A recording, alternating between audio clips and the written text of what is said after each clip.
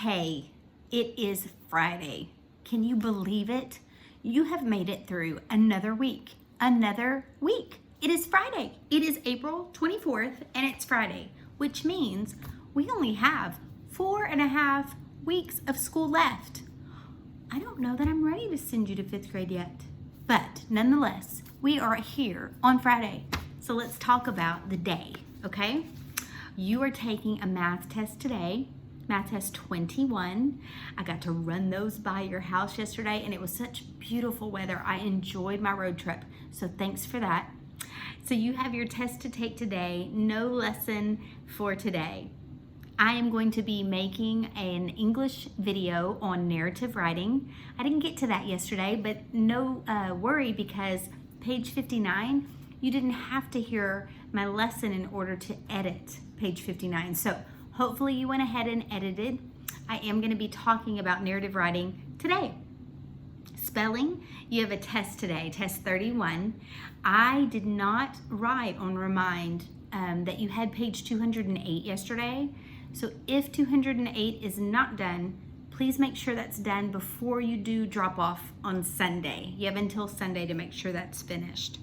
In vocabulary, we have page 175. We're still working in unit 17, getting familiar with those words and definitions, synonyms and antonyms. In reading, we're going to be writing grammar poems. So be looking for a video explaining grammar poems. This is the last poem that I am going to assign to you. Next week, you're going to be writing your own poetry.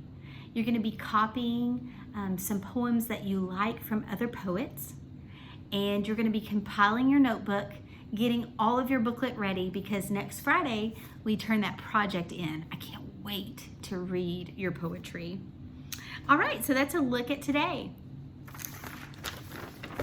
Let's talk just a little bit about grammar poems, shall we? Grammar poems. I'm looking in your poetry booklet. It is the last insert right before your grading sheet that it shows you how I'm going to take points for each of your poems. Grammar poems. They are types of poems that reinforce different aspects of grammar. And it's 5 lines long, like some of our other poems that we've written. Line 1, you write a noun for your subject. On line 2, you're going to give me 2 adjectives, and those 2 adjectives are going to be joined by the word and. These adjectives are describing your noun. On line 3, write a verb and an adverb to describe the noun in action.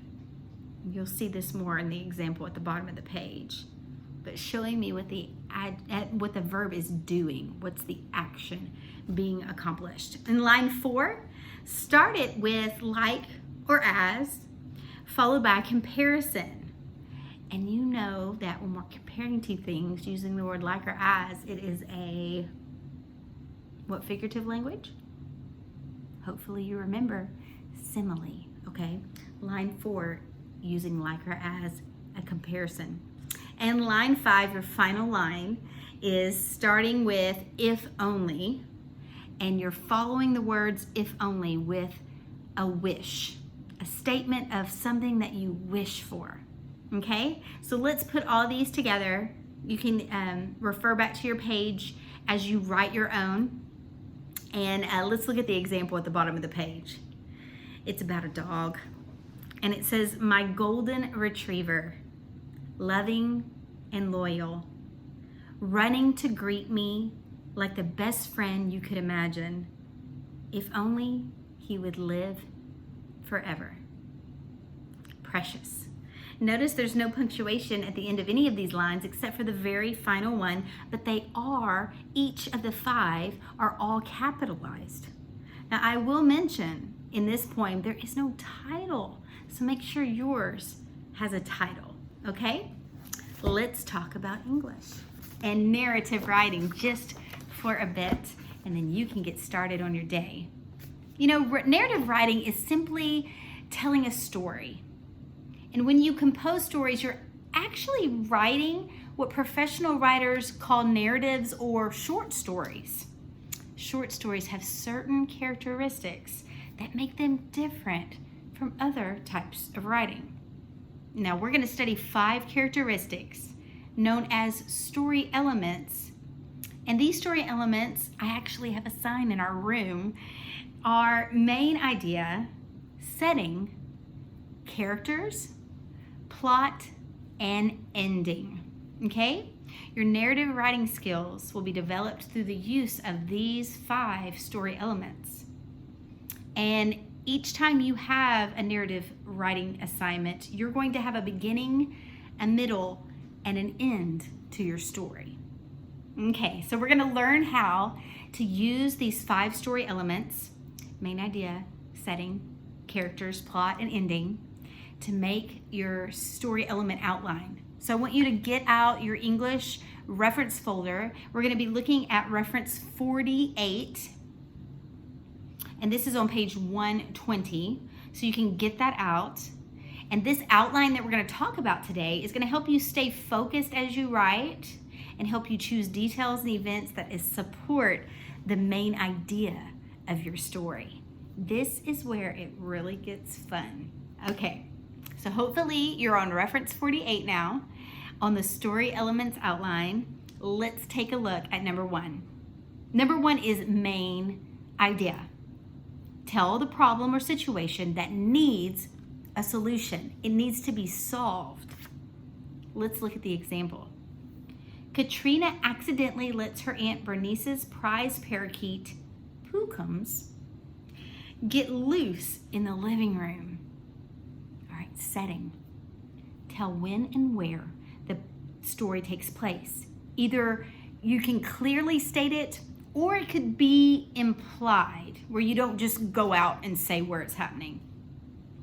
So the example of this is when. The story takes place when Katrina and her friend Karen are visiting Katrina's Aunt Bernice, and where the story takes place in Aunt Bernice's living room. Okay, characters. Tell whom or what the story is about. The main characters are Katrina and her friend Karen. Okay, plot. Tell what the characters in the story do and what happens to them. This is where it could get really fun. Okay? The story's about 2 girls, Katrina and Karen, and they're visiting Katrina's Aunt Bernice. While Aunt Bernice is visiting at a neighbor's house, Katrina accidentally lets the parakeet out of the cage. She and Karen have to try to recapture the bird before Aunt Bernice gets back. Ending. Use a strong ending that will bring the story to a close. The story ends when Katrina gets the idea of capturing Pookums with a butterfly net and succeeds. All right, let's put all of those story elements together and read the story at the bottom of your reference 48. The Flying Parakeet. Katrina threw her hands up in despair. Why won't that stupid bird be still long enough for us to catch him? She raged to her friend Karen. Then she started moaning. Aunt Bernice is gonna kill me when she gets back from her neighbor's house. She specifically told me not to mess with Pookums. Karen, that parakeet is a real pain. Karen made one last grab for Pookums before she sank exhausted on the sofa. Katrina, you better think of something fast because we don't have much time. I see your aunt coming down the road. She'll be here in just a few minutes. Suddenly, Katrina gave a shout of victory. I know how to capture Pookums, she cried. She dashed into the garage, grabbed an old butterfly net, and chased Pookums all over the living room.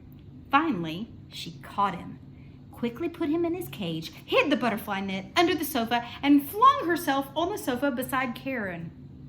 As Aunt Bernice walked into the room, she greeted the 2 girls and Pookums.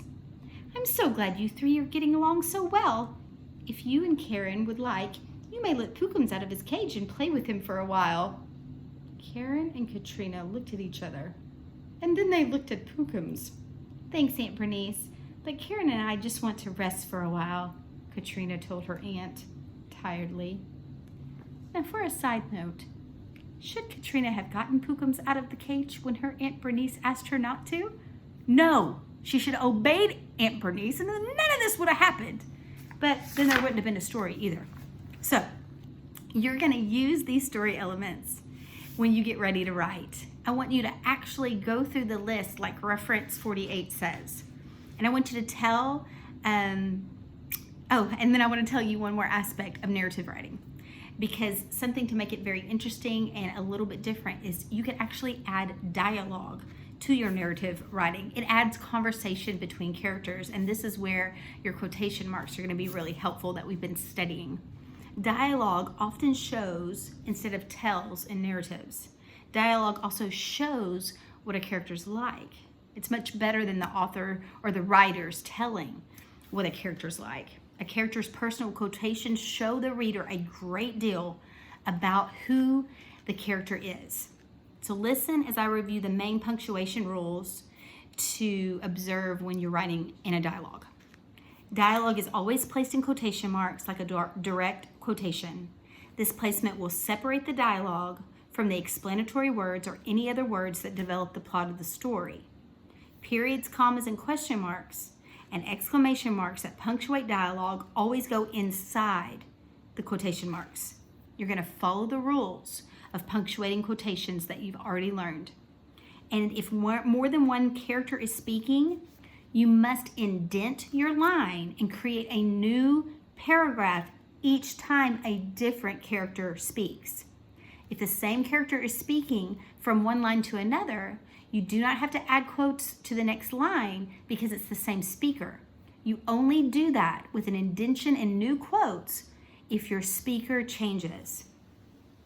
All right, now you can go back to page 59 and check your edits before you turn that in Sunday. If you have any questions on that page, feel free to FaceTime me and we can talk about that. And be ready to write narrative writing. Our first, we're writing today.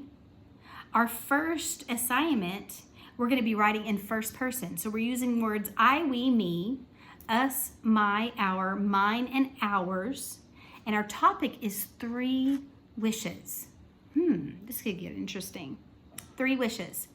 I want you to follow the reference 48, picking your 5 story elements, and then compile a narrative paragraph with or without dialogue entitled 3 Wishes. Have fun with this. Have a great day. Happy Friday.